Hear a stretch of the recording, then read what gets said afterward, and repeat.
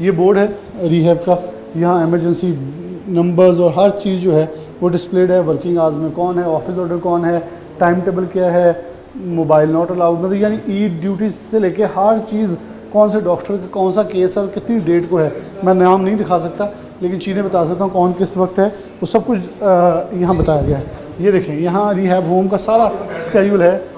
CEO है, managing director, और ये कैसे सारा एक चार्ट है वो भी यहाँ शो किया गया। इवन सिक्योरिटी है, वार्ड बॉयज़ है, शेफ़ कुक है, कारी साहब हैं, बार्बर्स हैं, स्वीपर है, ये सब कुछ मुयस्सर है प्रोग्राम में। ये अब वो एरिया है जो कि मुझे लगता है कि रिस्ट्रिक्टेड होना भी चाहिए। रिस्ट्रिक्टेड एरिया है, यानी कि वैसे तो इस पूरे रिहैब का ये जो सेगमेंट है यहाँ किसी को आने की इजाज़त नहीं है। ये अब वो सेंटर है जहाँ डॉक्टर साहब से पूछूं ये क्या चीज़ बनाई है आपने, कॉन्फ्रेंस, ये लिविंग रूम टाइप है। एक ग्रुप थेरेपी सेशंस है जहाँ पर हमारे बहुत से मरीज़ इकट्ठे होकर बैठते भी हैं, आपस में बातचीत भी करते हैं, और फिर जो हमारे साइकोलॉजिस्ट होते हैं वो यहाँ पर बैठ के ग्रुप की कोई भी एक्टिविटी होती है, कोई रिक्रिएशनल एक्टिविटी होती है या कोई थेरेपी से रिलेटेड एक्टिविटी होती है, तो वो उसके लिए ये हॉल हम। ये पेंटिंग्स भी इनकी बनाई हुई, ये पेंटिंग्स भी हमारे मरीजों ने ही बनाई हुई है, और वो फिर हम यहाँ पर उनकी this is also a form of therapy. Yes of course.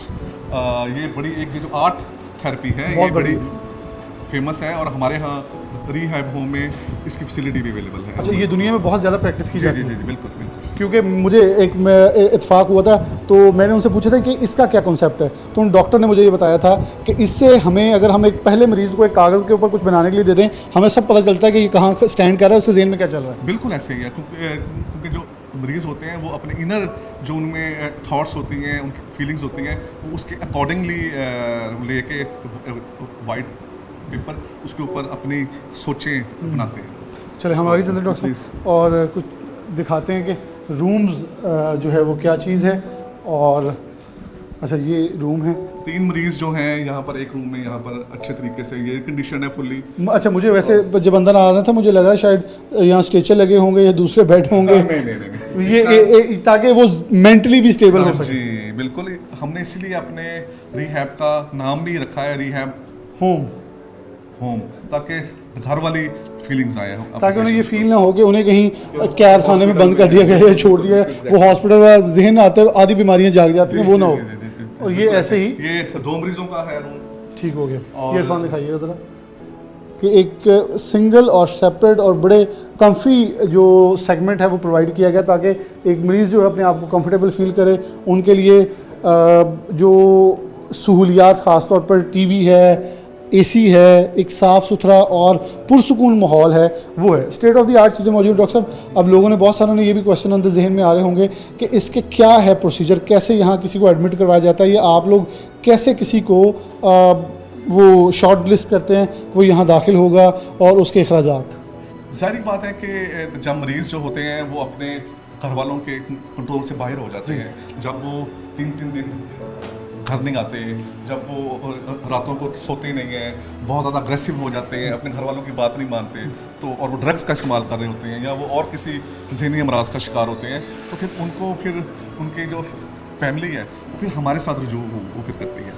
तो हमारी तो पहली तो यही होती है ट्राई कि मरीज़ को घर वाले उसको किस तरीके से मना के वो यहाँ पर वो ले आते हैं, और फिर हमारे साइकोलॉजिस्ट जो होते हैं वो मरीज़ से बातचीत के ज़रिए, थेरेपी के ज़रिए फिर मरीज़ को इस ज़हनी तौर पे इस तरीके से उसको मना लेते हैं कि फिर मरीज़ अपने ट्रीटमेंट के लिए अपने अंदर एक चेंज विल पैदा कर लेता है, और वो फिर हमारे पास एडमिट होता है। डॉक्टर साहब, ये बड़ा मुश्किल मरहला है किसी को ये रियलाइज़ करवाना कि आपको ये चीज़ है, क्योंकि यकीन मानिए हमारे माशरे के अंदर एक टैबू है, किसी को अगर कैंसर है, किसी को अंदर कोई भी बीमारी है, घर वाले कहते ना ना ना इन्हों नहीं दसना, इन्हों ना पता। ये बीमारी को छुपाना कितना बड़ा मेरे ख्याल में जुर्म के नज़दीक है। यही हमारे यहाँ इसी को स्टिग्मा बोलते हैं, कि हम समझते हैं कि ये एक माशरती नासूर है, ये एक गुनाह है, जुर्म है। मतलब कि अगर हमारे घर में कोई ड्रग एडिक्ट है तो वो एक मुजरिम है। हम उसको मरीज के तौर पे नहीं देखते, हम उसको एज ए मुजरिम के तौर पे। किसी को ज़हनी तौर पे तनाव है तो उसे कहते हैं छूत है, इसके नज़दीक में जाना, कोई बच्चा मार देगा, बच्चे को मतलब बहुत सी ऐसी चीज़ें हैं। एग्जैक्टली, तो इसके लिए हमें अवेयरनेस देने की ज़रूरत है। इसमें माशाल्लाह से आप लोग मीडिया है, इसका भी बहुत ज़्यादा रोल हो सकता है, और जो हम लोग हैं साइकेट्रिस्ट हैं, साइकोलॉजिस्ट हैं, और स्टूडेंट्स जो हैं हमारे मेंटल हेल्थ से रिलेटेड, वो भी इसमें अवेयरनेस में उनका बहुत बड़ा एक रोल हो सकता है।